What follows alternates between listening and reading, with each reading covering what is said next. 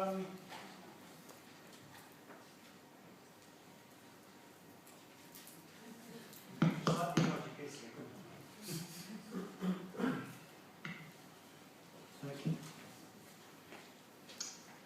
the first thing I wanted to say was that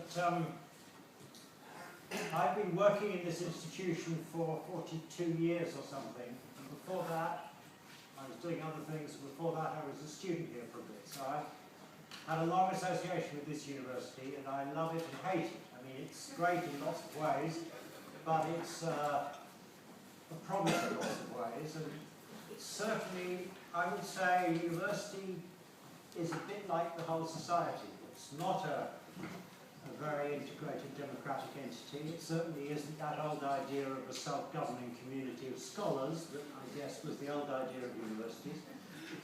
It's now a pretty managerial kind of thing run from the top. And most of us who work in it or study in it don't have much to do with all that, because in a way we all run on automatic. We know what we're doing, we teach our courses, we do our research, we study, and then suddenly we find that the management has done something. And we found out about this Carpenter's project from the Evening Standard the same as the rest of us did. So don't imagine that this project has somehow come out of the combined wisdom of the university, because I think it hasn't. My particular role here has been, among other things, that I work on urban economics and regeneration and planning. And 15 years ago, with our professor of regeneration, Sir Peter Hall, developed a master's program in urban regeneration, which we have been teaching ever since. And were we consulted? No. Was Sir Peter Hall consulted? Not that I know of. He may have been, but I think not. So, in a way, there is a whole vast reservoir of knowledge and research here, which is not fed into this project, and I hope it now can. I personally think that a university, you think of the economy of London and how it could grow and develop in the future in socially useful ways. I think the expansion of higher education in general is a wonderful thing. I'd rather have more higher education in London than more banking and finance, and more insurance, and more, all that. So in a way I'm positive about university expansion, though I don't quite know why UCL wants to double in size. It doesn't feel to me necessary, but there may be an argument. And it seems to me that we want more university capacity in East London to try and rebalance things between East and West. So I'm quite keen on that as well. And I think a university could be quite an emancipatory and valuable element in urban renewal schemes in East London. I just wish UCL hadn't chosen a piece of land which happens to have a settled community on it who's got to be moved out of the way. And I'm absolutely opposed to that and think we need to fight against it. And the background to this is really a rather London strategic background. For the last few years, a lot of us here have been working with London-wide tenants associations and residents groups and amenity societies to try to influence the London planning process, first under Ken Livingstone and more recently under Boris Johnson.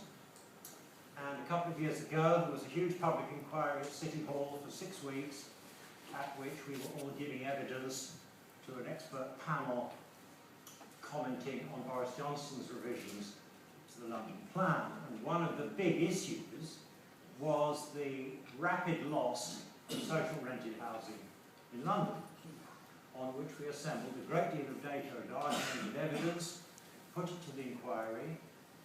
Hotly challenged by the mayor's staff, but we persuaded the panel, we persuaded the expert panel, the inspectors, that the evidence was on our side, and they recommended in their report, recommendation 2.9, add at the end of policy 2.14b, they wrote, these plans for regeneration areas should seek to achieve no net loss of affordable housing in individual regeneration areas.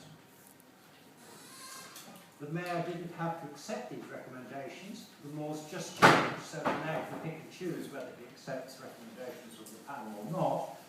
And what the mayor put into the plan in the end said, these plans should resist loss of housing, including affordable housing in individual regeneration areas, unless it is replaced by better quality accommodation, providing at least an equivalent floor space.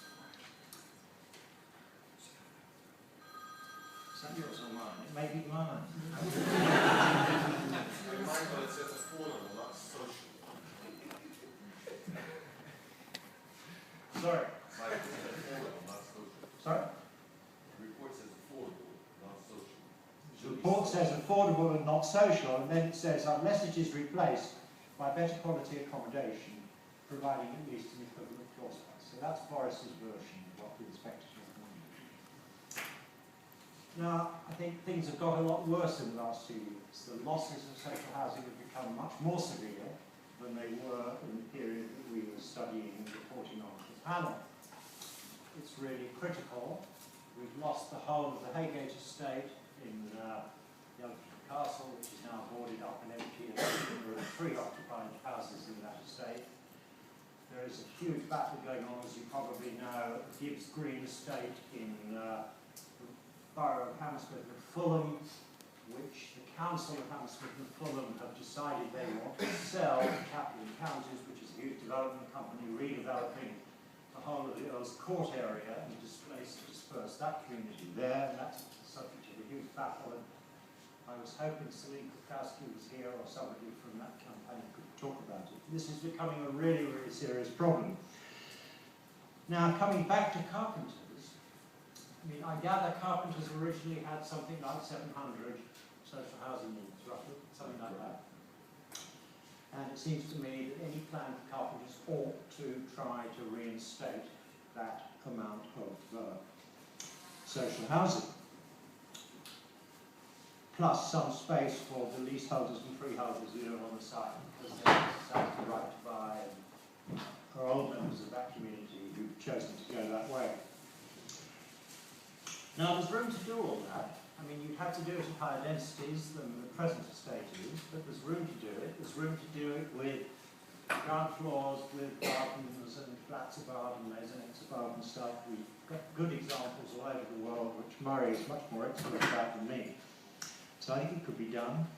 Looking at the UCL proposal document, which is on the web and which I hope everybody will read, it's a bit soporific because it's written in that kind of UCL marketing language, which every word is international excellence and global and stuff. But if you keep awake, you get through that, and you can find the data and the numbers further on. And it's all written in square feet. It's quite tricky to handle because nowadays we all think in square meters and all the statistics are in square meters, but no, this is written in square feet, so you have to convert it. But it looks to me as though you could, by taking about a quarter of the floor space, which UCL thinks could be built on the site, you could accommodate all that social housing which was there before, plus some space for some owner-occupiers and leaseholders and stuff. So I think, you know, that's what we should, I think, be looking at. The last thing I want to say is that when I was a student here in that dim and distant past, I had the great privilege of being taught, among other people, by a fantastic woman, the first person in England really to do urban sociology, Ruth Glass, who in that same year published a book called London Aspects of Change, in which she was the first person to identify this process which she called gentrification. It's her work. And she was studying an area in Barnsbury, believe it, Barnsbury in Islington, which had been occupied with one family per room as privately rented, very slummy, squalid housing in these rather beautiful 18th and 19th century buildings, which were gradually being bought up by richer people and converted back into family homes. And she gave this term, this phenomenon, the term gentrification, which has like become now a totally global word, used everywhere in the world. There's a seminar going on now in LSE about gentrification in Chile. You know, it's used everywhere. And this just for me intensifies the feeling that it's our responsibility in the UCL to make sure that we're not just contributing to this process. And I'm not alone in this. I'm finishing. 2 years ago, when the government introduced its reforms, so-called its changes to the housing benefit laws, which are making it impossible for low and middle income people to remain in lots of parts of London because they can't afford the rent anymore, Boris Johnson said, this is a bit like Kosovo, he said. It's a kind of cleansing to get rid of poor people from London, and he was really opposing the government. So I think, you know, in a way,